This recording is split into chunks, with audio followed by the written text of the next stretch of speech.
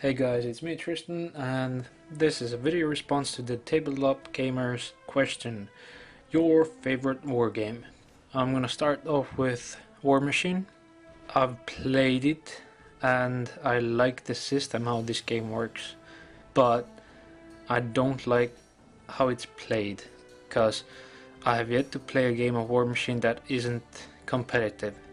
I don't know, somehow just all the War Machine games turn out to be really intense and competitive. Yeah, this is my favorite model of the War Machine range, let's say. But compared to another small skirmish game, Malifaux, probably one of the best games I've played. There's lots of rules and you have a small warband. Somehow I'm really into those skirmish games. Each of the characters or models you field have lots of special rules, and there's like lots of content to one model, so it kind of goes into the area of role-playing games, and I do like role-playing games. Background is the thing that drives me.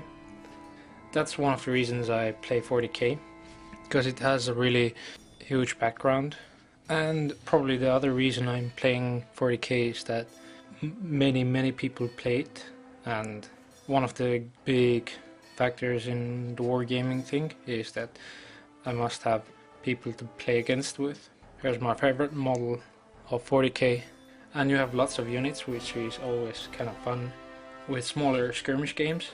For example, Malifaux, as in War Machine, when you lose your warcaster or the main guy, then the game is probably over. In that sense, 40k has its benefits, because even if you lose a lot of your guys, you can still continue playing, because usually you have lots of models on the board.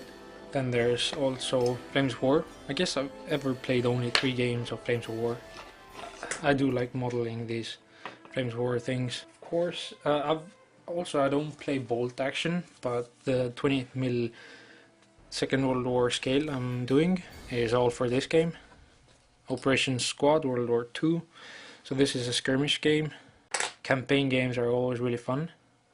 And what if I'm playing like a Flames of War game, a campaign of Flames of War, huge battles, and then I could throw in, or let's say bolt action, huge campaign, and then you could throw in Operation Squad World War II game that will get you benefits or some negative modifiers to your next battle.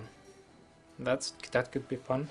And I'm also creating my own rules. It's called Utopia for 1/72nd scale Napoleonics, or pretty much any historicals, just to get this fun, easy game. And I think I'm almost done with the rules. I think I've never played any game alone except for one game, and it's a board game. Maybe you itinerant hobbyists know this one, but it's the Great War in Europe by GMT. It's a huge game. It's about the First World War, and it has 3 huge maps. Yeah. Oh, and a little sneak peek for all of you Game of Thrones fans.